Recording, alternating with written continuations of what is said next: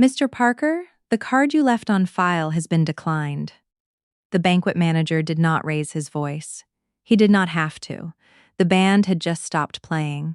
The lights over the dance floor had dimmed, and more than 300 guests were waiting for the bride and groom's final dance. His words traveled through the ballroom like a crack running across a sheet of glass. Every conversation stopped. At the front of Chicago's Aurelia Grand Hotel, beneath a ceiling dripping with crystal chandeliers, my ex-husband stood frozen beside a 7-tier wedding cake. Thousands of white roses covered the stage. A champagne tower glowed under warm golden lights. Behind him, a giant screen played photographs of Ethan Parker and Vanessa Reed smiling against sunsets, fountains, and luxury hotel balconies. They looked perfect in every picture. In real life, Ethan's face was beginning to fall apart.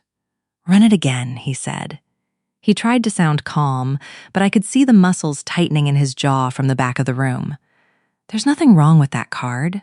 The manager handed the black card back to an employee. She inserted it into the payment terminal a second time. A few seconds passed. Then came the same cold electronic tone. Transaction declined. The manager glanced at the screen. "I'm afraid this is not an issue with the credit limit, sir." Ethan's shoulders stiffened. "Then what is it?" "The account has been permanently closed." The ballroom went completely silent. Vanessa stood near the cake table, still holding the silver knife they had used for the ceremonial cutting. Her custom wedding gown cost nearly $20,000. The train covered half the stage, and diamonds glittered around her throat. But no amount of lace or jewelry could hide the panic spreading across her face. Ethan snatched the card from the employee. "That's impossible. I confirmed the card information 3 weeks ago." The banquet manager remained professionally calm. "Mr. Parker, the hotel has already received $143,600 through your deposit and scheduled installments. That amount covered the ceremony, dinner, staff, and the standard reception." He looked down at the tablet in his hands. "The remaining $96,400 covers the upgraded bar, additional floral installations, guest suites, late-night catering, the private brunch, and the extended ballroom reservation." That balance was due before those services continued. A murmur moved through the nearest tables. $96,400. A woman in a silver dress slowly lowered her champagne glass. Someone near the aisle whispered, "They haven't paid for the wedding." Several guests reached for their phones. That was when Ethan finally understood. He looked up and scanned the ballroom. His eyes moved past his parents, Vanessa's family, his business partners, and the guests seated near the dance floor. Then he found me. I was sitting near the back of the room in a simple black dress with an untouched glass of sparkling water in front of me. Our eyes met across hundreds of people. His face went white, then red, then hard. "Claire." He said my name like an accusation. He pushed through the tables and came toward me. Every head in the room turned with him. "What did you do?" He stopped in front of my table and lowered his voice. Unfortunately for him, the ballroom was so quiet that everyone nearby could still hear. I looked up at him. "What are you talking about?" "The card." He slammed it onto the table. "You closed the account." I glanced at the black card and almost laughed. "Ethan, we've been divorced for 3 months." I leaned back in my chair. "Did you honestly believe I would continue paying your credit card bills after the divorce?" The question traveled farther than I intended. At the next table, an elderly man slowly removed his reading glasses. Across the aisle, one of Vanessa's bridesmaids covered her mouth with both hands. Ethan looked around as if the room had betrayed him by listening. "Keep your voice down," he said. "You came to my table. You knew that card was being used tonight. I knew it had been closed since March. I did not know you had kept it, and I certainly did not know you had offered it as payment for your wedding." That was true. I had discovered the final charge only 11 days earlier, when a confirmation email arrived in an old travel account Ethan had never bothered to remove me from. Until then, I had assumed he had destroyed the card, as the divorce agreement required. Vanessa reached us with one hand holding up the front of her gown. Up close, I could see the fury beneath her careful tears. Claire, whatever happened between the three of us, this is cruel. Closing my own account? Waiting until tonight to tell us? I closed it 3 months ago. I did not choose tonight. Your husband did. The banquet manager approached, stopping at a respectful distance. His name tag read Samuel Ortiz. I had noticed him earlier moving through the room with the quiet concentration of a man responsible for 300 meals, 2 families, 1 band, and a schedule that left no room for surprise. Miss Bennett, he said, I need to confirm one point. Are you offering another form of payment? No, I am not a party to the wedding contract. Understood, he turned to Ethan. Mr. Parker, we can accept a wire transfer, a cashier's check delivered by a local bank, or another major credit card. We need a valid arrangement within 20 minutes. If we do not receive one, the hotel will suspend only the services that have not been paid for. Dinner and the standard reception are already covered. I heard you the first time, Ethan snapped. Samuel did not react. I will return at 10 o'clock. He walked away. The band remained silent. No one knew whether to sit, leave, or pretend nothing had happened. Ethan leaned toward me. You are going to fix this. It was not a request. For most of our marriage, that sentence had been the closest Ethan came to praying. A payroll problem, a missed deadline, a furious client, a loan he should not have signed. Somehow, the emergency would arrive at my feet, already wearing my name. For years, I had fixed everything. That night, I folded my hands in my lap. No, I said. Ethan stared at me, waiting for the second half of the sentence. There was none. To understand why that single word frightened him more than the declined card, you would have to understand the marriage we had before Vanessa, before the divorce, and before 300 people watched Ethan discover that my boundaries were real. I met Ethan 11 years earlier, when we were both building young companies and still believed hard work could solve almost anything. He was charming, ambitious, and generous with dreams. I loved him. That truth did not disappear simply because of what he became later. His development company, Parker Urban Works, had strong ideas and unreliable cash flow. My consulting firm was steadier, so I helped. I reviewed proposals, introduced him to clients, and covered temporary shortages from our joint savings. When his poor credit threatened a business travel account, I added him as an authorized user to my premium card. His name appeared on the plastic, but the account remained mine. Only for project expenses, I told him. Of course, you will see every receipt. At first, he thanked me. Then the receipts came late. Later, they came only when I asked. Eventually, a question about my own account became an insult to his dignity. Do you trust me or not? He would say. I kept choosing the answer that ended the argument. That was how help became expectation. Each time I rescued him, Ethan remembered the rescue for less time and depended on the next one more. By the final years of our marriage, my money, contacts, and judgment no longer looked like gifts to him. They looked like services included with having me as a wife. Vanessa entered our marriage through me. We had been roommates in graduate school, and I had considered her family for nearly 15 years. When her interior design studio struggled, I found her work. Later, when Ethan needed a designer for his model apartments, I introduced them. Try not to become best friends without me, I joked. They laughed. For the next 3 years, Vanessa ate at our table, spent holidays with my mother, and stored boxes in our basement. I believed history made people safe. I did not understand that familiarity only gave betrayal a key to the house. The affair began during the final year of our marriage. I cannot give you the exact date. Ethan and Vanessa later disagreed about it. They each chose the version that made them look less dishonest. I can tell you the exact moment I stopped believing their explanations. It was a Thursday in October. Ethan said he was meeting a lender in Milwaukee. Vanessa told me she was visiting her sister in Madison. That evening, while looking through photographs from a public design conference, I saw them in the background of someone else's picture. They were seated at a rooftop bar in Chicago, less than 2 miles from our house. Ethan's hand rested on Vanessa's neck. Her face was turned toward him. Nothing about the image looked accidental. I stared at it for a long time. Then I enlarged the photograph until the pixels blurred. When Ethan came home, I asked how Milwaukee had been. Cold, he said. The lender talked for 2 hours and ordered the worst steak in Wisconsin. He lied without pausing. That was the moment suspicion became knowledge, but I was not ready to say it aloud. I saved the photograph and waited. I am not proud of how long I waited. I checked dates, hotel charges, toll records, and calendar entries. I told myself I needed certainty. In truth, part of me hoped to find an explanation that would let me remain the person I had been the day before. 3 weeks later, the answer found me. Ethan had left his tablet on the kitchen counter while he showered. We used it for music, recipes, and video calls with his parents. A message appeared across the screen. It was from Vanessa. Once Claire signs the Riverlight guarantee, we can stop pretending.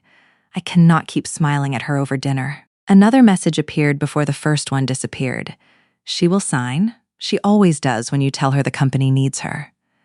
I did not open the conversation. I photographed the screen with my phone. Then I sat at the kitchen table and listened to the shower run upstairs. The Riverlight guarantee was not a small favor.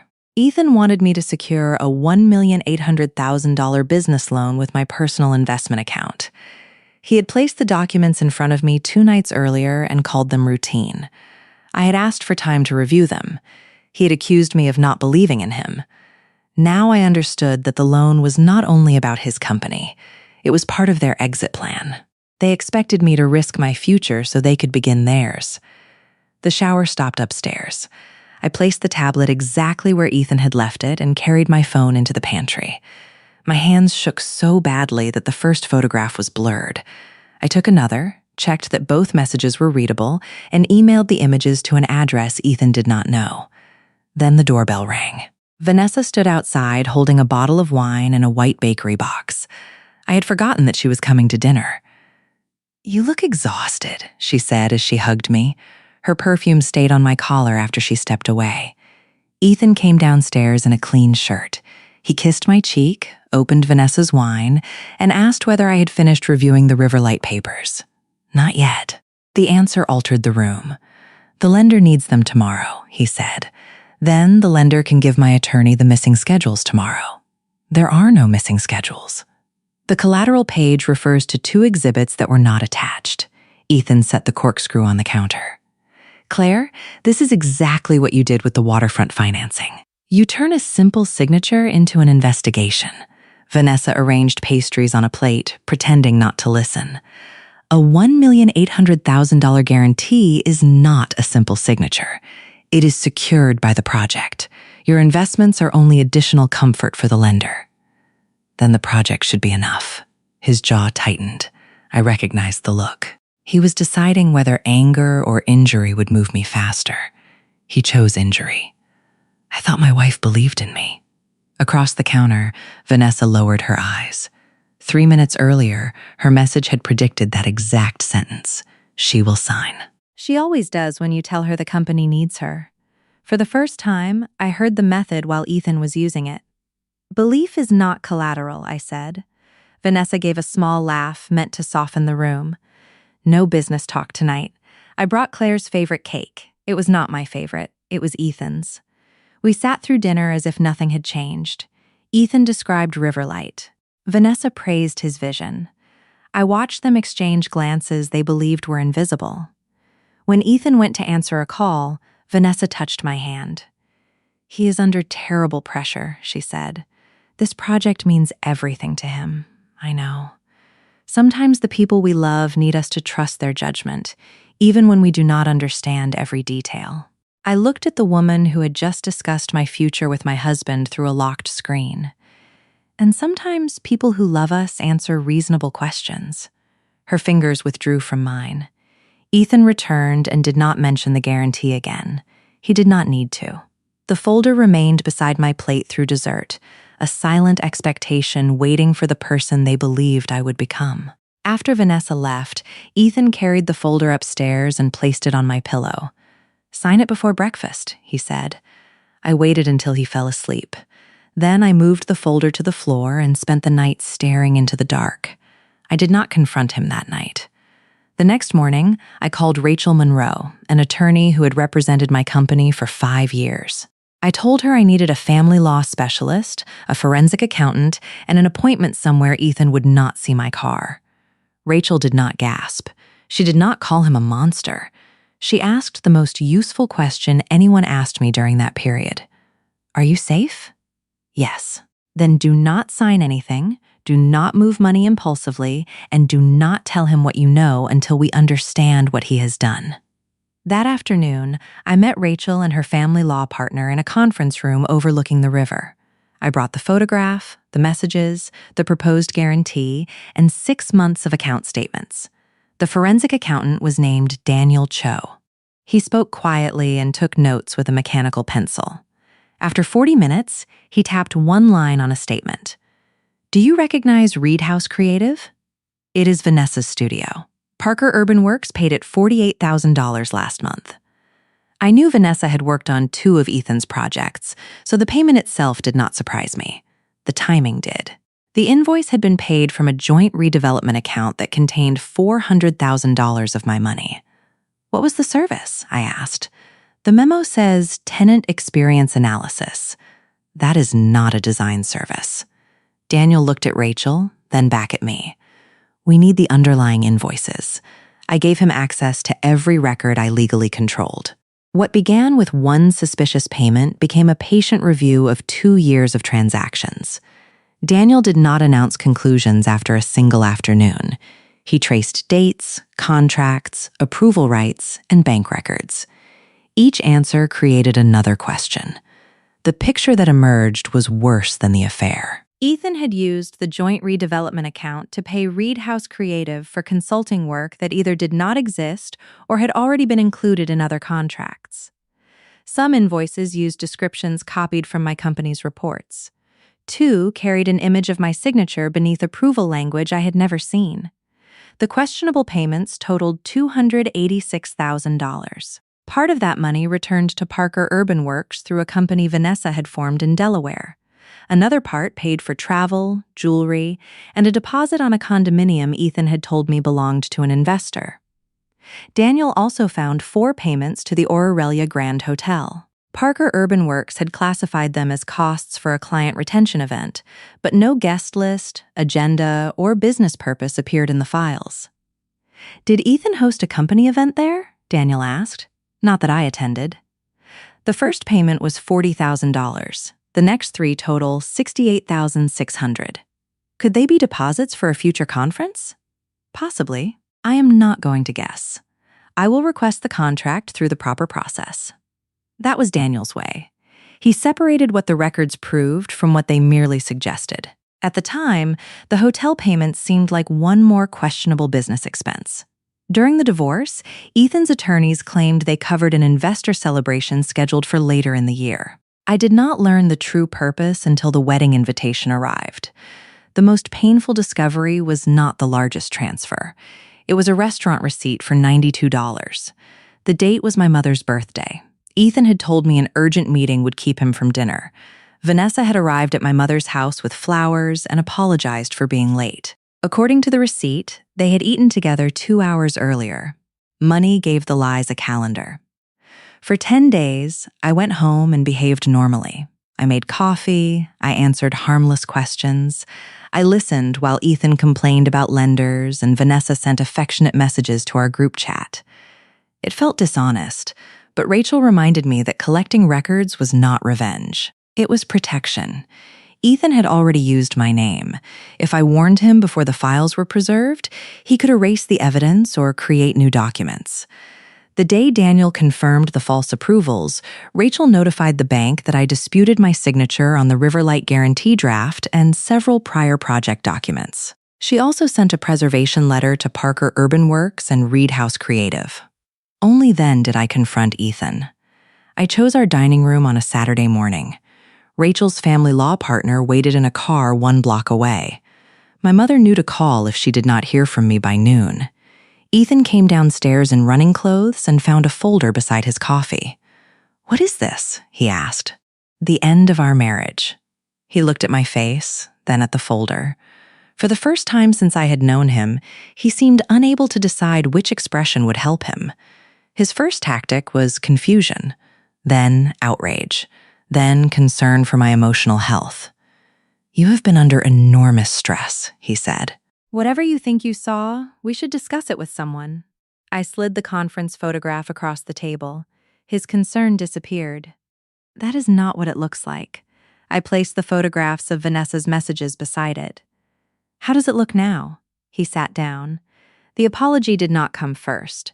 The first question was how I had accessed the financial records. The second was whether Daniel had spoken to the bank.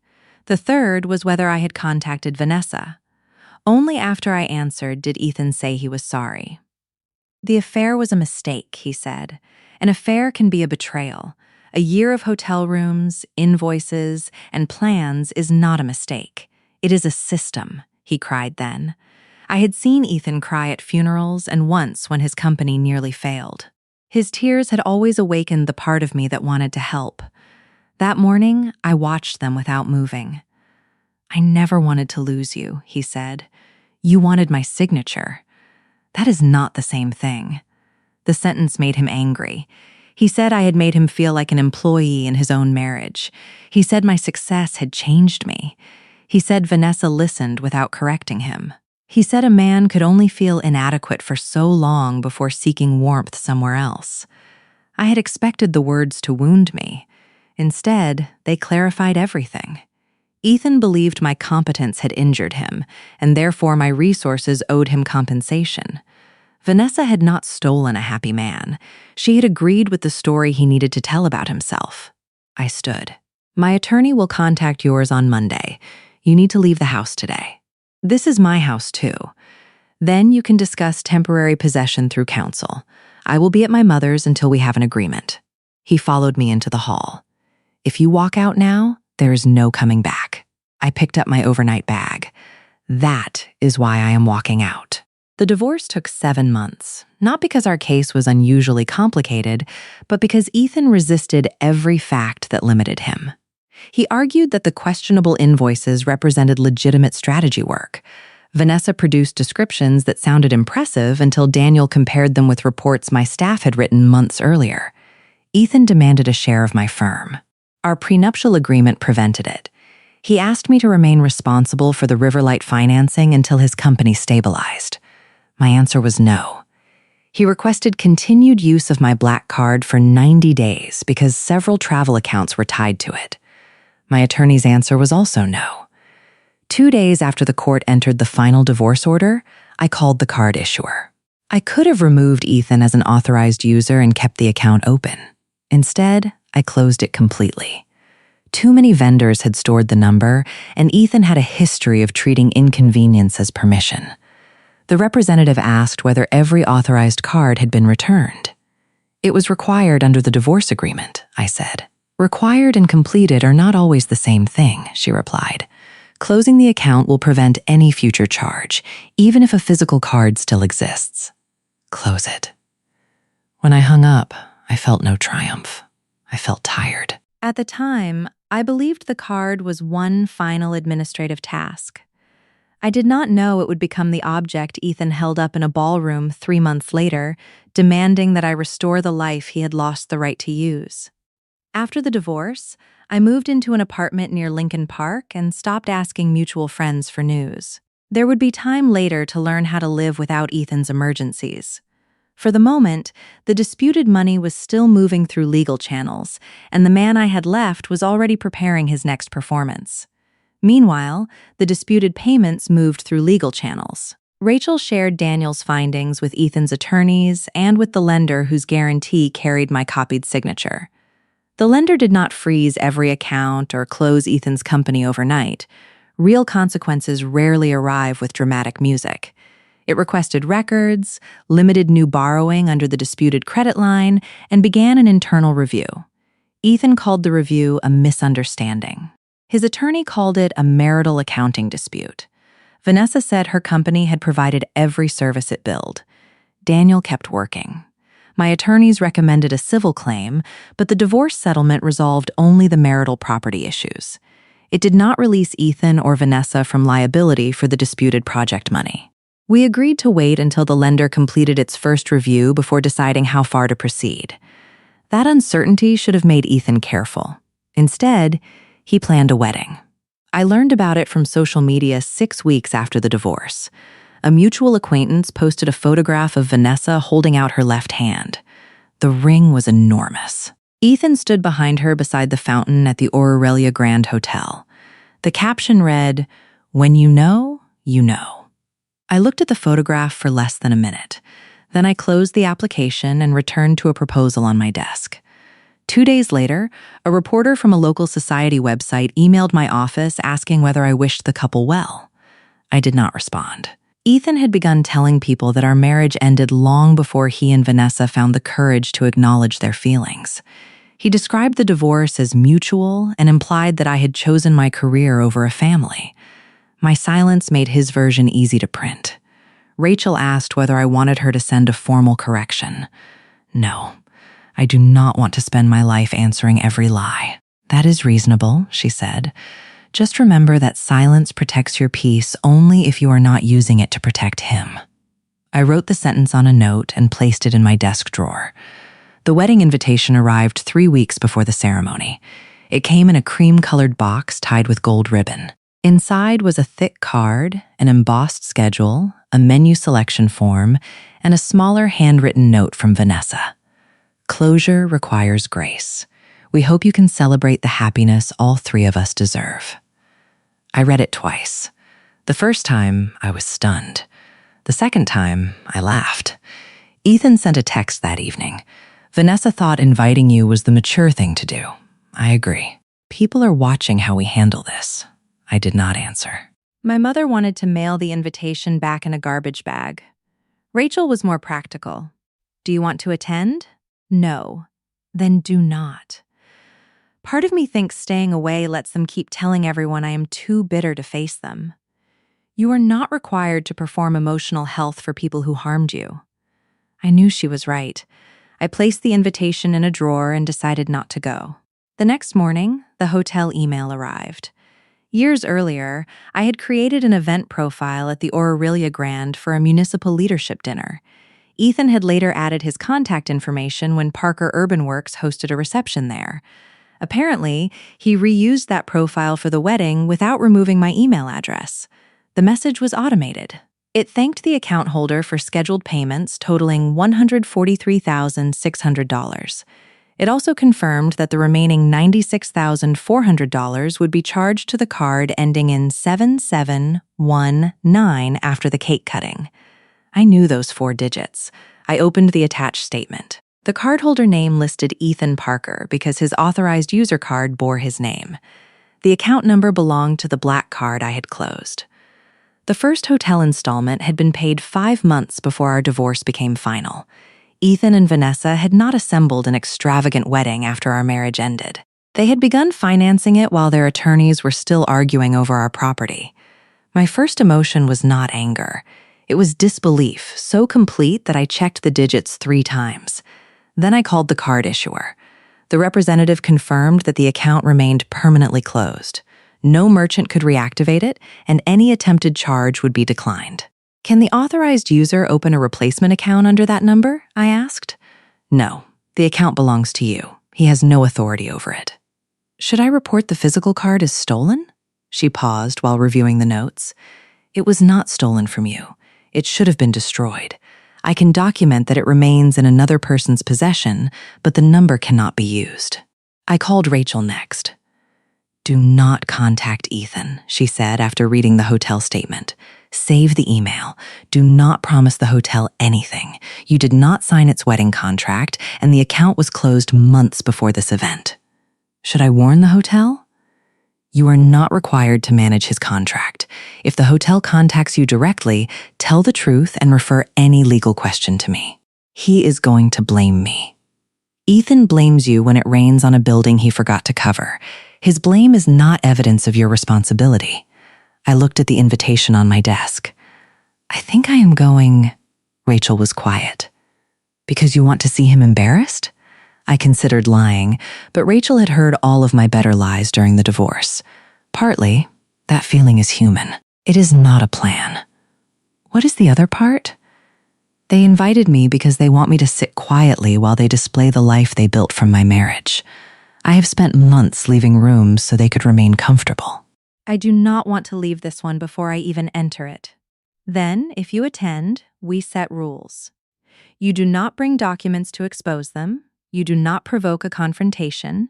You do not pay, sign, or agree to anything. You keep your own transportation, and you leave the moment you feel unsafe. Agreed? And Claire? Yes?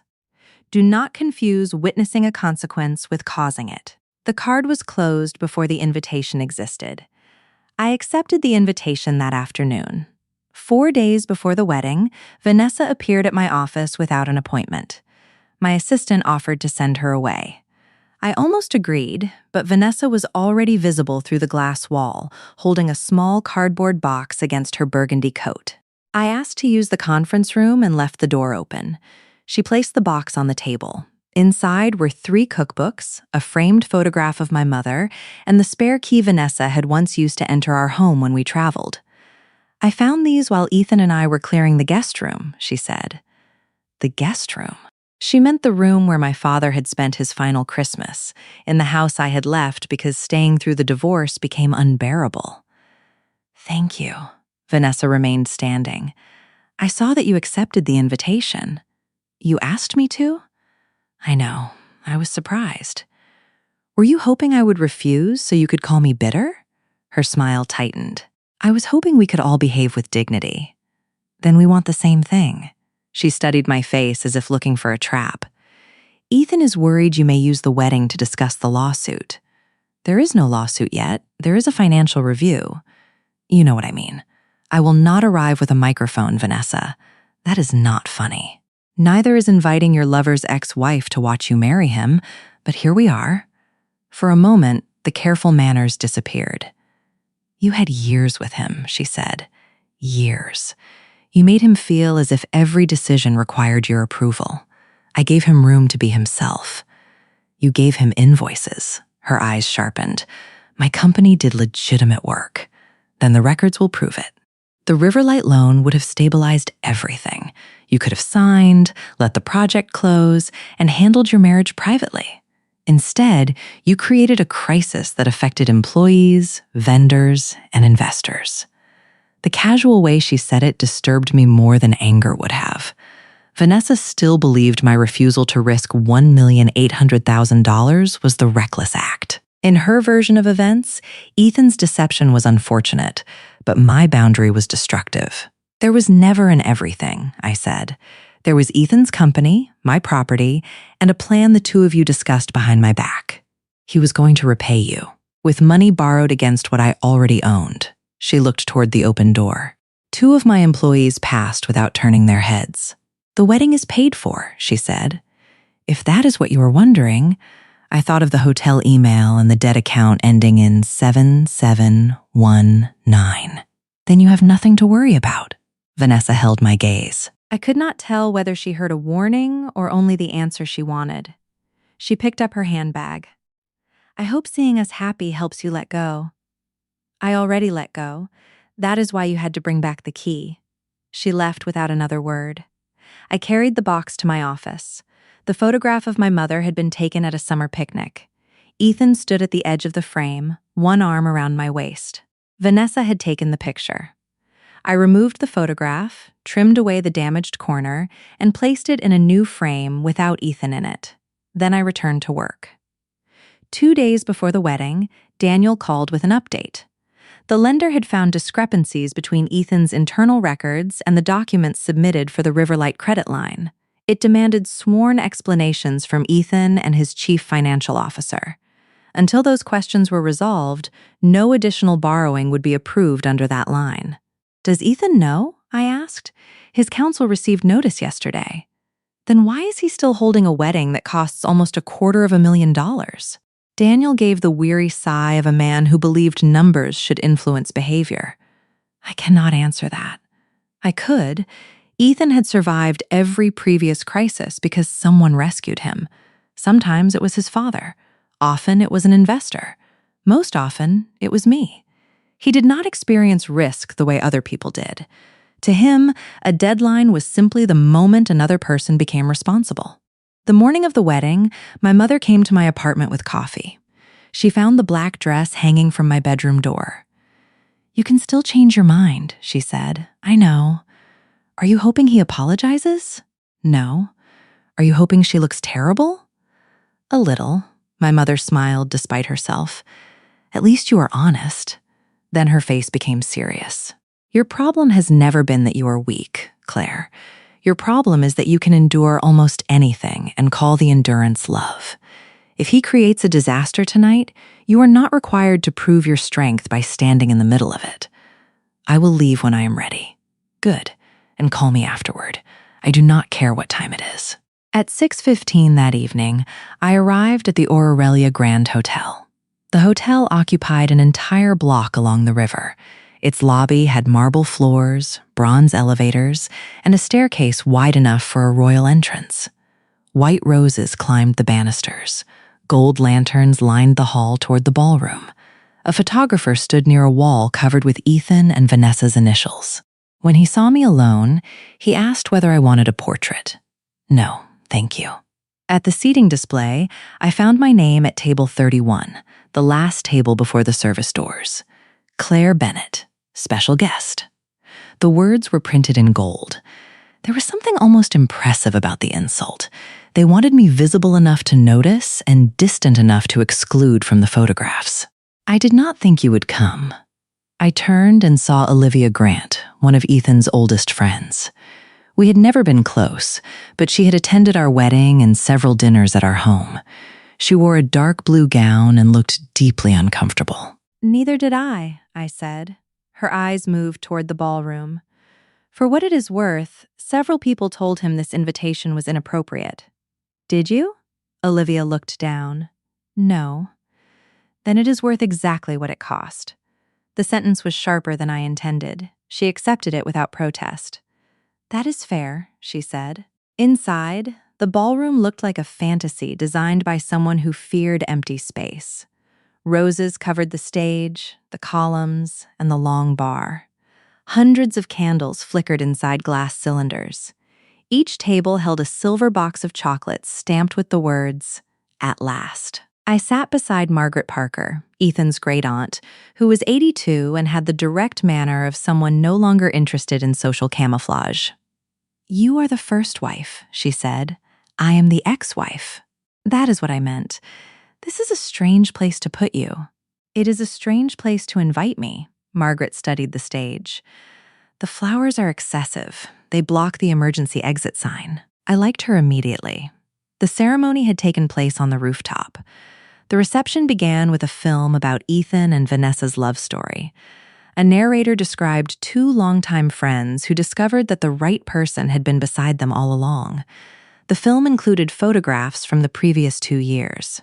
In one, they stood on a boat in Lake Geneva during a weekend Ethan told me he was meeting contractors. In another, Vanessa wore a scarf I had given her for Christmas.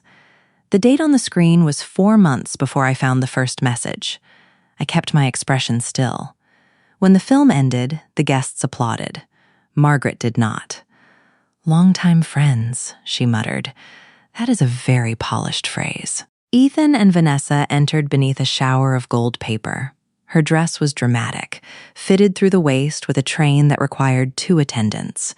Ethan wore a white dinner jacket and the watch he had once defended as a business necessity. Vanessa spotted me almost immediately. She smiled. Not a nervous smile, a satisfied one, she whispered to Ethan. He looked toward my table and lifted his champagne glass slightly, as though acknowledging a defeated opponent.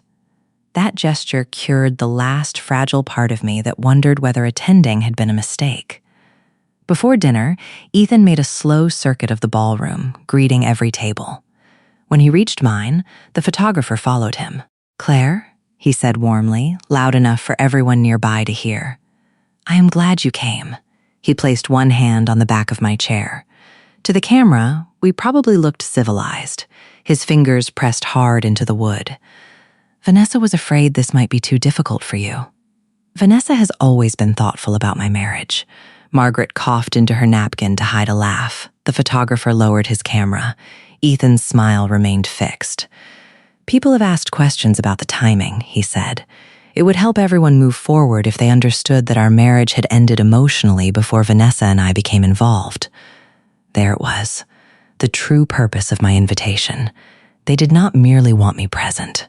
They wanted my presence to certify their version of events. "Our divorce order states when the marriage ended legally," I said. "The hotel film appears to show when your relationship began. I think people can read a calendar." His fingers tightened on the chair. "Do not do this tonight. You came to my table," the words would repeat later, after the black card landed in front of me. Ethan leaned down as if sharing a private joke. "You have always needed the last word." "No, I simply stopped letting you speak for me." For half a second, his public smile vanished. Then a guest at the next table called his name, and the charming groom returned. "Enjoy dinner," he said. He moved on with the photographer behind him. Margaret watched him cross the room. "I hope the cake tastes better than the conversation." During dinner, the speeches rewrote history one toast at a time. Vanessa's sister called their relationship brave. Ethan's business partner praised him for pursuing authenticity. His mother spoke about the courage required to begin again. No one mentioned that their beginning had occurred inside my marriage. Then Ethan stood. "Some people spend their lives choosing safety," he said. "Vanessa taught me that real happiness requires risk." His eyes moved toward the back of the room. "You cannot build a future while apologizing for leaving the past." Several guests followed his gaze to me. I lifted my water glass and took a slow drink. Margaret leaned closer. "He always did enjoy giving himself permission in public." I nearly laughed. Between courses, Olivia came to our table. "May I speak with you?" she asked. We moved near the service corridor, away from the music. Olivia folded her arms tightly. "I owe you an apology." "For what?" "I saw Ethan and Vanessa together last winter. They told me you were already separated. I wanted to believe them because the alternative required me to do something." "So you did nothing?" "Yes." She did not offer an excuse. That made the apology easier to hear. "Why tell me now?" "Because watching that film made me realize how many of us helped them turn a lie into a love story." I looked back at the room. Ethan was laughing beside the cake while a photographer adjusted Vanessa's train. "You cannot change what you did not say then," I told Olivia. "You can decide what you repeat now." She nodded. "I am sorry, Claire." "Thank you." It did not erase anything. It did, however, return one small piece of reality to the room. Dinner ended at 9:20.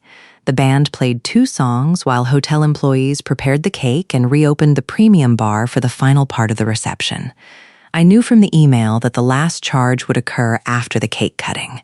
My body knew it too. My shoulders tightened each time Samuel Ortiz crossed the room with his tablet. I could have left. I thought about my mother's warning. I asked myself whether I was staying because I wanted pain or because I wanted proof that I could remain without intervening. The answer was not entirely noble. I stayed. At 9:36, Ethan and Vanessa cut the 7-tier cake. They fed each other small bites while cameras flashed. The bandleader invited guests to move closer for the final dance. Samuel spoke briefly to an employee near the bar. She entered something into a payment terminal. A soft, electronic tone sounded, too quiet for most people to hear. I heard it. The employee tried again. Then Samuel walked toward Ethan. The band stopped. "Mr. Parker, the card you left on file has been declined." And the evening returned to the moment where this story began. Ethan remained beside my table, still waiting for me to surrender. "No," I said again. Vanessa looked from him to me. "You told me that account became yours in the divorce?" "It did," Ethan said quickly. "The card has my name on it." "An authorized user is not an account owner," I said. "Do not lecture us." "Then stop asking me to explain why your card does not work." A few people near us laughed before realizing they should not. Ethan heard them. Humiliation changed his face faster than anger ever had. "This is what you wanted," he said. "You came here knowing there would be a problem. I came because you invited me. You could have warned me. Your attorney received written confirmation during the divorce that the account would close. You signed an agreement requiring you to destroy the card. How many warnings did you need? Vanessa turned toward him. Is that true? Ethan ignored her. You have made your point, Claire. Pay the hotel, and I will reimburse you on Monday. There it was. The old rhythm. He created the emergency. I absorbed the cost. He promised that the future would make everything equal. No. It is $96,000, not $96 million. Then you should have no difficulty finding it. He lowered his voice. You can afford it. My ability to pay has nothing to do with your right to ask. Vanessa's father, Thomas Reed, reached us then. He was a retired high school principal with silver hair and a face that had looked worried throughout dinner. What is happening? He asked. Vanessa explained in a rush.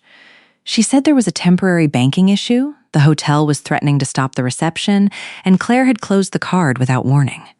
Thomas looked at me. Is the account yours? Yes. And it was closed after the divorce? 2 days afterward, he turned to Ethan. Why were you using it tonight? I believed it remained available under our settlement. Did the settlement say that? Ethan did not answer. Thomas's wife joined him. Vanessa took her mother's hand. Could you put it on your home equity line? She asked. Just until Ethan transfers the money back. Her mother looked stricken. We gave you $35,000 for the wedding and $12,000 for the honeymoon. That was everything we agreed to contribute.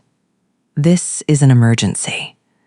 No, Thomas said quietly. An emergency is something no one could reasonably expect. This is an unpaid bill. Vanessa released her mother's hand as if it had burned her.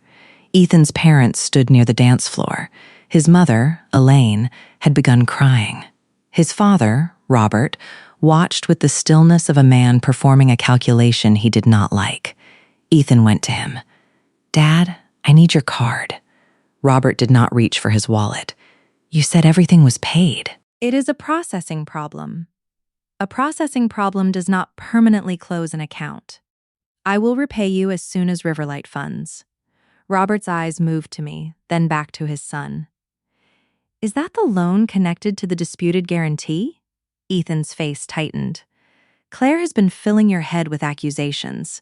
Your attorney called me yesterday. You listed my trust as secondary support without asking me. For the first time, Ethan seemed genuinely surprised. That was preliminary paperwork. It carried my trust number. The guests nearest them had stopped pretending not to listen. Robert stepped closer to his son. I paid your office lease twice last year. I covered the tax lien you told your mother never existed. I will not borrow against our home so you can extend a party you could not afford.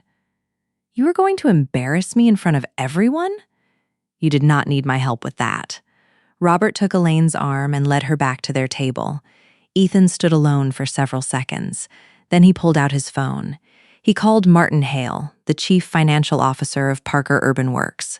I had met Martin many times. He was cautious, overworked, and usually arrived at meetings carrying 3 folders no one else had read. Ethan put the call on speaker, perhaps because he wanted the room to hear that his company could solve the problem. Martin, I need a wire for $96,400. Tonight? Within 15 minutes. Use the operating account. There was a pause. I cannot authorize that. You can, and you will. We have payroll on Monday. 2 contractor payments are overdue, and the lender restricted advances under Riverlight yesterday. This is a client event. Martin's reply came without hesitation. It is your wedding. I will not enter it as a business expense. I am the chief executive officer, and I am the officer who has to certify the books. Send me a legitimate company invoice on Monday, and counsel can review it. I am not wiring personal expenses tonight. Martin. I am sorry, Ethan. No. The call ended. One word had traveled through the ballroom for the 3rd time that evening. Each time, it left Ethan with less power. Samuel returned at precisely 10 o'clock. Mr. Parker, have you arranged payment? Ethan tried 2 personal cards. One had an available limit of $20,000. The second transaction was declined. Vanessa offered a card with less than $8,000 available. Samuel gave them a written notice. The hotel will now close the premium bar, end the live music at 10:15, release the unpaid guest suites, and cancel tomorrow's private brunch. The ballroom remains available until 10:30 under the paid portion of your agreement. Any amount due under the contract will be addressed by our billing office. You cannot shut down a wedding in the middle of the night, Vanessa said. The ceremony, dinner, cake service, and more than 3 hours of reception have been provided. We are suspending only the unpaid additions. Samuel's tone contained neither pleasure nor apology. He was not punishing them. He was administering a contract. That distinction mattered. Hotel employees moved with practiced calm. They stopped opening premium bottles. The band leader announced a final song. A clerk near the lobby began releasing room reservations that had not been paid. Nothing crashed. No one screamed. The spectacle became smaller in orderly increments. That somehow made the failure more visible. Guests began collecting coats. Some avoided Ethan's eyes. Others slowed near the exits, hoping to hear more.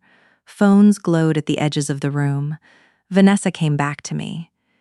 "You humiliated us." Her tears were real now. Mascara had gathered at the corner of one eye. "You invited me to watch you celebrate an affair. You tried to charge the celebration to my account. What part of this humiliation belongs to me? Ethan said you had agreed to leave the card active. Did you believe him?" She opened her mouth, then closed it. "You knew about the Riverlight guarantee," I continued. "You wrote that I would sign because I always did what he needed." The color left her face.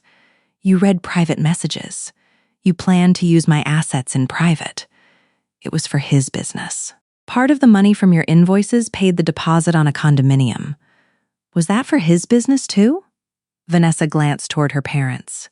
They had heard me. Those payments were legitimate. "Then Daniel's records will support you." She recognized the name. "You sent an accountant after me?" "I reviewed an account containing my money.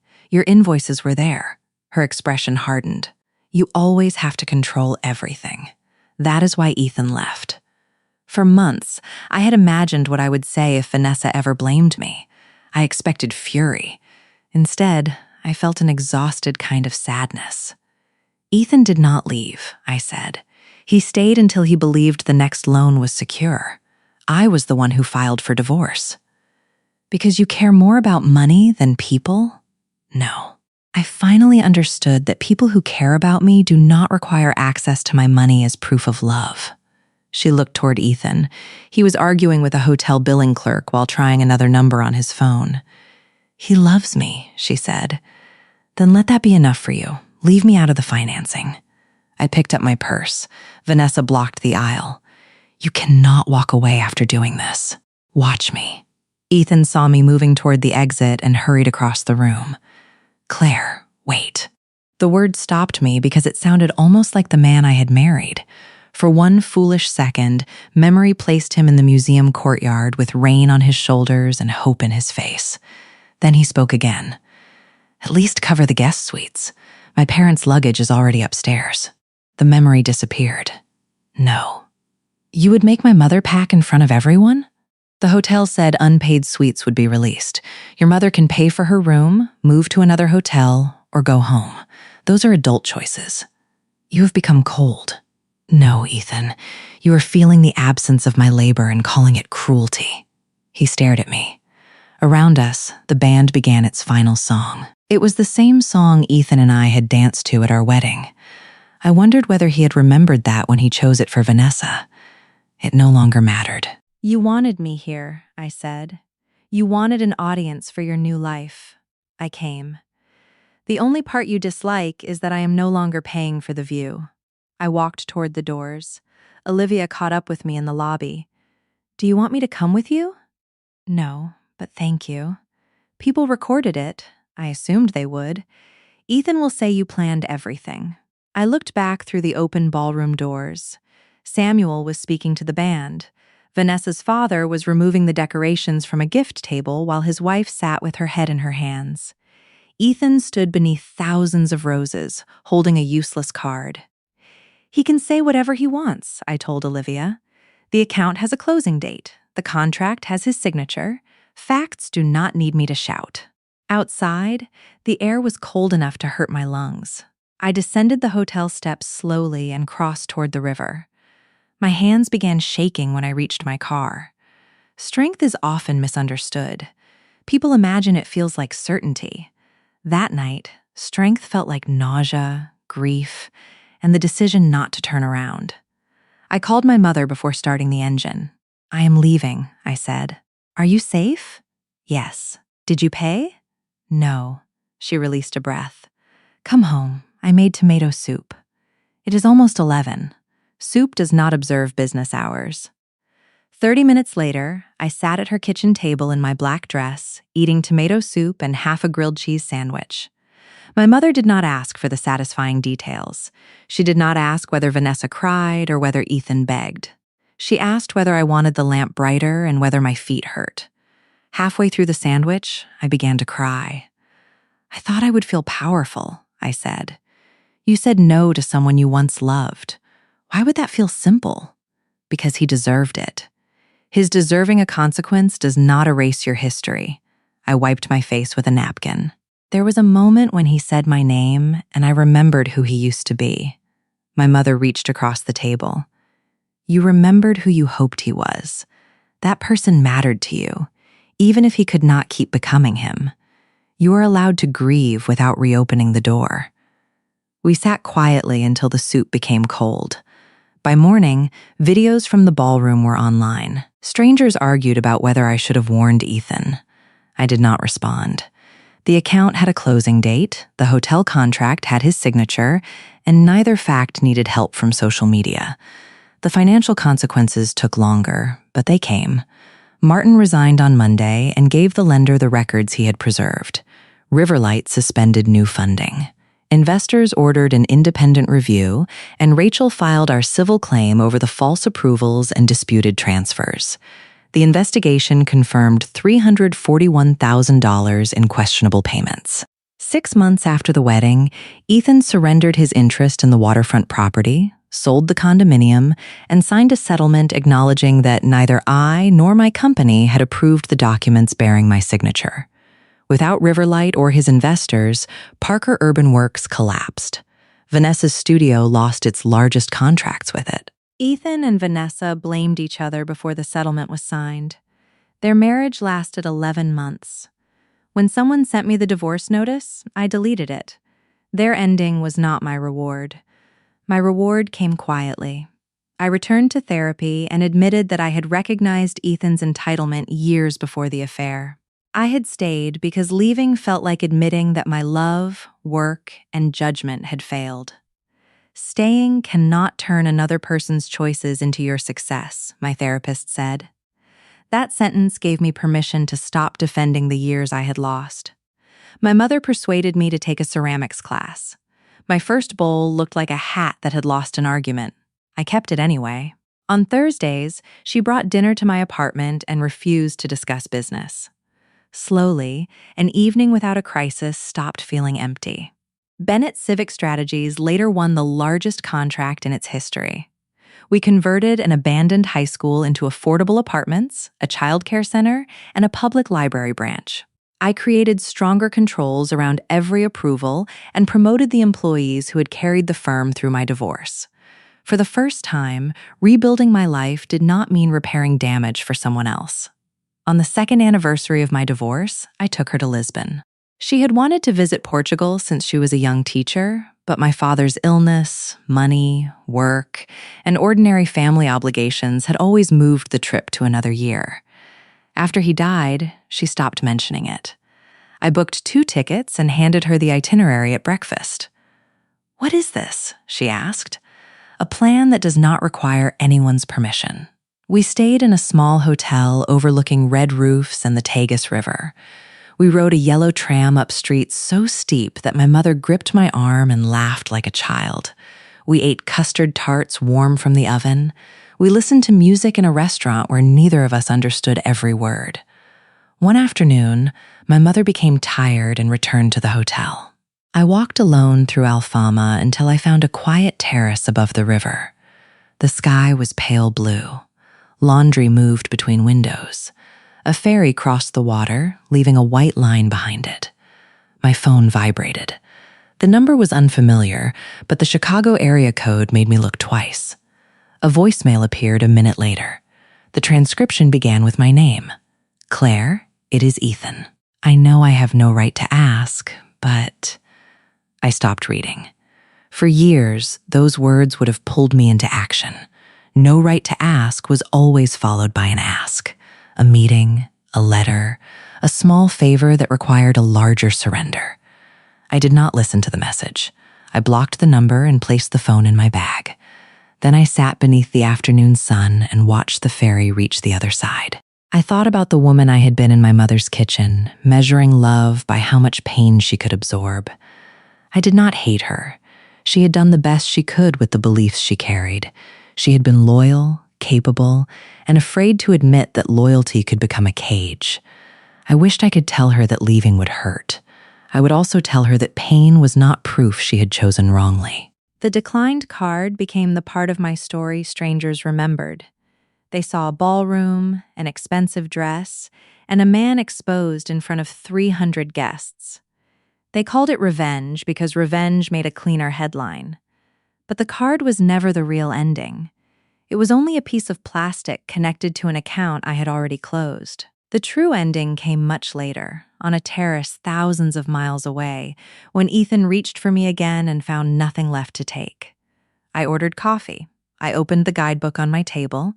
Then I chose a street I had never walked before and followed it down toward the water. For once, no one was waiting for me to fix the past. For once, the future belonged entirely to me.